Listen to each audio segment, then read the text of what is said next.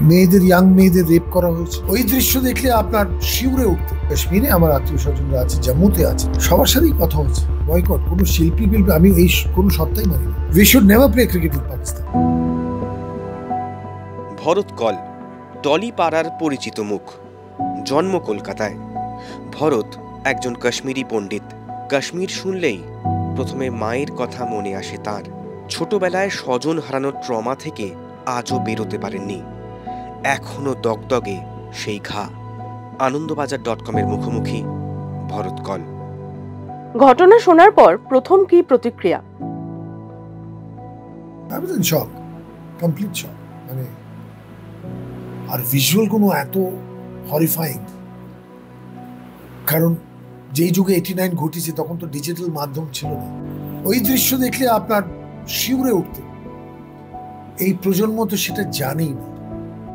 পরিবারের কেউ আছেন ওখানে? কারোর সঙ্গে যোগাযোগ করেন? ডেফিনেটলি কথা হয়েছে। কাশ্মীরে আমার আত্মীয় স্বজনরা আছে, জম্মুতে আছেন, আমার কাকা আছেন, সবার সাথেই কথা হয়েছে। বলছেন যে নর্মালসিতে ফিরছিল। আবার we've gone back. I think Kashmir has gone back 10 years, 10 বছর পিছিয়ে। আপনার কাছে কাশ্মীর মনে হয় মা। কাশ্মীর শুনলে মা মনে হয়। মাকে ধরুন মাথায় আঘাত দিয়েছে, হাত পা ভেঙে দিয়েছে, মা আছেন বাট ভেজিটেবল হয়ে আছে। এই মাকেই বারবার আঘাত দেওয়া হচ্ছে। কখনো তার মাথায় আঘাত দিচ্ছে, কখনো তার পেটে আঘাত দিচ্ছে, কখনো তার ঠ্যাং কড়া করে দিচ্ছে। আমার এই ড্রেসগুলো চাই, ডিসকাউন্টও দিচ্ছে। এই গরমে সারাটা দিন যদি ফ্যান চলে, যা ডিসকাউন্ট পাবে সবই ইলেকট্রিক বিলের পেটে যাবে। তাহলে ফ্যান বদলে দাও। স্টাইলিশ তো বটেই, তার উপর ইলেকট্রিক বিলও বাঁচিয়ে দেয়। চলো কিছুটা সেভিংস করি, তুমি, আমি আর ভি-গার্ড বিএলডিসি ফ্যানস। কোন স্মৃতি?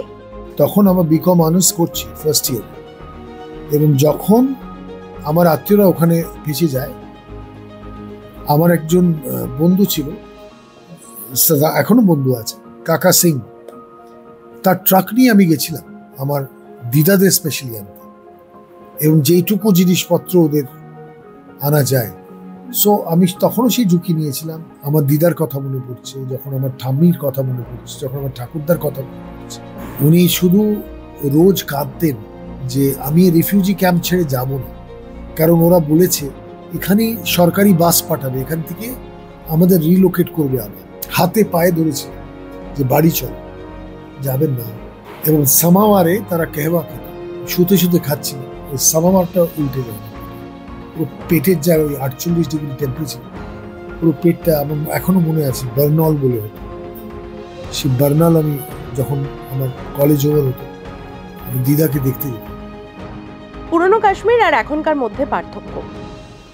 তখনও মানুষ মারা হয়েছিল, মেয়েদের ইয়াং মেয়েদের রেপ করা হয়েছিল, এবং অ্যানাউন্সমেন্ট হয়েছিল থ্রু পাবলিক স্পিকার্স যে চলে যান, যদি বেঁচে থাকতে চান কাশ্মীর ছেড়ে বেরিয়ে যান। যোগসূত্র কি বলে মনে হয়? এই জঙ্গিদের কারা রেখেছিলেন, কারা পানাহ দিয়েছিলেন, কাদের বাড়িতে ছিলেন, কিভাবে প্ল্যানিং হলো, সেই সবকটা জিনিস বার করুন। It's not that easy. আপনি সকালে এলেন, মারলেন, চলে গেলেন। আমি বলবো অ্যাক্ট লাইক ইসরায়েল, ভেতরে ঢুকে গিয়ে মারুন। আর এই যে লস্করে তয়বা আর কিসব আছে, তাদের বাড়িতে ঢুকে গিয়ে মারুন। এন্ড আর Indian army is capable of that. এই সাহস দিনে দিনে বাড়বে।